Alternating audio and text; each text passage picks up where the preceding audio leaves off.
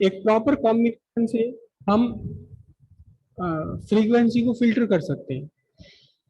Frequency को filter कर सकते हैं। देखिए, एक साथ एक ही वायर में कई सारी फ्रीक्वेंसी चल सकती है। बहुत सिंपल सा एग्जांपल है आपका म्यूजिक। म्यूजिक में एक इंस्ट्रूमेंट नहीं होता। म्यूजिक में अगर 10 इंस्ट्रूमेंट्स हैं और दो आपके क्या हैं, गाने वाले हैं, तो कम से कम 12 अलग अलग फ्रीक्वेंसीज की साउंड मिल करके वो पूरा गाना, पूरा सॉन्ग या म्यूजिक बन रहा है। इस म्यूजिक में जो आपका बेस है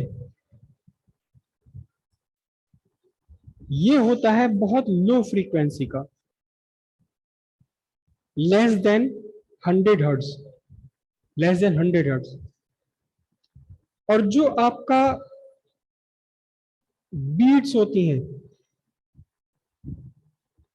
मैं इसको हिंदी में लिखूं, छनक, किस में से निकलती है ये? घुंघरू की छनक, छन छन छन। जो आवाज है बिल्कुल श्रिल, बारीक आवाज, इसकी फ्रीक्वेंसी, इसकी जो फ्रीक्वेंसी है वो ग्रेटर देन 10 किलो हर्ट्ज होती है, 10,000 हर्ट्ज। और जो हमारी ह्यूमन वॉइस है, ह्यूमन वॉइस, जो ह्यूमन वॉइस है वोकल, वो लगभग लगभग 3,000 हर्ट्ज होती है। जरूरी नहीं कि 3,000 हर्ट्ज हो सबकी, लेकिन एज एन एवरेज 3,000 हर्ट्ज के आसपास होती है। तो आपके म्यूजिक सिस्टम में एक रखा हुआ है क्या, वूफर। और वूफर से केवल केवल क्या निकलती है, धमक निकलती है, ड्रम बीट्स निकलते हैं इससे केवल। अगर आप बाकी सारी साउंड बंद करके केवल वूफर कनेक्ट करें तो इसमें से आपको गाने वाले की आवाज सुनाई नहीं देगी, बस बीट सुनाई, धम धम धम सुनाई देगी। तो वो कैसे किया जाता है, पीछे से पूरा म्यूजिक आ रहा है जिसमें कि low frequency, high frequency, mid range frequency सब कुछ है। मिड रेंज फ्रीक्वेंसी कौन है, ह्यूमन वॉइस या बांसुरी या सितार, ये मिड रेंज वॉइस है। घुंघरू की जो छनक है वो हाई फ्रीक्वेंसी, और लो बेस जो है आपका वो लो फ्रीक्वेंसी है। तो उस फ्रीक्वेंसी को क्या किया, जब वूफर में इसको भेजा जाएगा तो वूफर में भेजने से पहले इसके बीच में डाल दिया जाएगा एक इंडक्टर, और साथ में लगा दिया जाएगा पैरेलल में एक कैपेसिटर। अब दो काम हो गए। ये प्योर इंडक्टर है, हाई फ्रीक्वेंसी के लिए इसने लार्ज रेजिस्टेंस ऑफर किया। 20,000 हर्ट्ज की फ्रीक्वेंसी के लिए, 10,000 हर्ट्ज की फ्रीक्वेंसी के लिए इसने बहुत तगड़ा ऑब्स्ट्रक्शन ऑफर किया। तो इस घुंघरू वाली फ्रीक्वेंसी को ये अपने से आगे नहीं जाने देगा।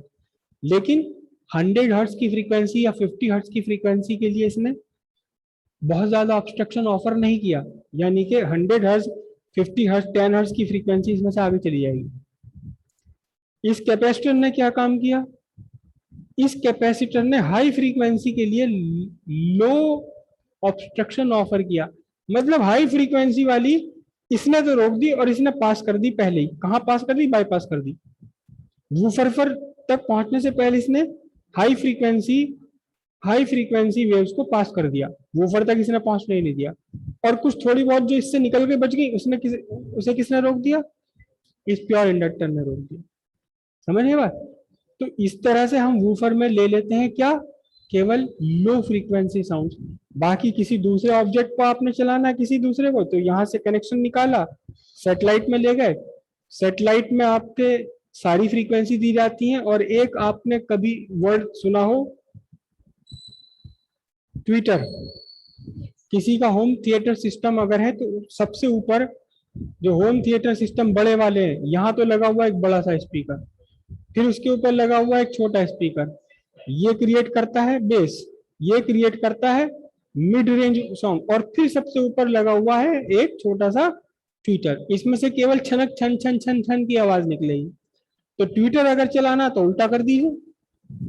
उल्टा करने का मतलब क्या, सीरीज में लगा दीजिए आप कैपेसिटर, और पैरेलल में लगा दीजिए क्या, इंडक्टर। तो सीरीज में जब आप कैपेसिटर लगा देंगे, जब आपने सीरीज में कैपेसिटर लगा दिया यहां से, तो इसने लो फ्रीक्वेंसी को तो अपने अंदर से पास होने दिया, कहाँ तक पहुंचा नहीं दिया, ट्विटर तक, क्योंकि हाई फ्रीक्वेंसी के लिए बहुत कम ऑब्स्ट्रक्शन क्रिएट कर रहा है, चली गई। लेकिन लो फ्रीक्वेंसी के लिए इसने बहुत ज्यादा ऑब्स्ट्रक्शन क्रिएट किया, है ना। आपने यहाँ एक इंडक्टर भी लगा दिया, अब हाई फ्रीक्वेंसी को तो ये अपने अंदर से पास होने नहीं देगा, लेकिन लो फ्रीक्वेंसी के लिए ये एक शॉर्ट सर्किट की तरह काम कर गया। इसने इस लो फ्रीक्वेंसी को ट्विटर तक पहुंचने से पहले ही क्या कर दिया, ट्विटर से पहुंचने से पहले इसने बाईपास कर दिया। तो इस तरह से हम फ्रीक्वेंसी के फिल्टर्स यहाँ क्रिएट कर सकते हैं using a proper combination of inductor and capacitor. कितना इंडक्टेंस रखना है, कितना कैपेसिटेंस रखना है, डिपेंड करता है कि आप किस फ्रीक्वेंसी को आगे जाने देते हैं। और एक प्रॉपर कॉम्बिनेशन बनाकर ऐसा भी पॉसिबल है कि आप केवल एक सिंगल फ्रीक्वेंसी को आगे जाने दें, बाकी उससे ऊपर की नीचे की फ्रीक्वेंसी को रोक दें। अभी हम पढ़ेंगे रेजोनेंस सर्किट।